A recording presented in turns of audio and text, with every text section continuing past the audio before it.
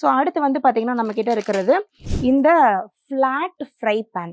இந்த flat fry பேன்ஸ் இதெல்லாமே வந்து பார்த்தீங்கன்னா நம்ம தான் டிசைன் பண்ணியிருக்கோம். ஸோ இதெல்லாமே யூனிக்காக இருக்கும். இந்த ஃப்ளாட் ஃப்ரை பேனில் பேஸ் வந்து பார்த்தீங்கன்னா உங்களுக்கு ப்ரீமியம் பிரான்ஸ். இந்த ஹேண்டில் வந்து காஸ்டிங் பிராஸில் கொடுத்துருக்கோம். ஏன்னா இதையும் நம்ம பிரான்ஸ் ப்ரீமியம் பிரான்ஸில் பண்ணும்போது ரேட் வந்து ரொம்ப ஹையாக போகும். அண்ட் மோரோவர் இந்த இடம் வந்து எங்கேயுமே நம்மளுக்கு ஃபுட்டோட இன்ட்ராக்ட் பண்ண போகிறதே கிடையாது. ஸோ அதனால நாங்கள் இதை வந்து காஸ்டிங் பிராஸில் ஹேண்டில் கொடுத்துருக்கோம். இந்த இடத்துல வந்து பார்த்தீங்கன்னா உங்களுக்கு இந்த பேஸ் வந்து ப்ரீமியம் பிரான்ஸில் பண்ணியிருக்கோம்.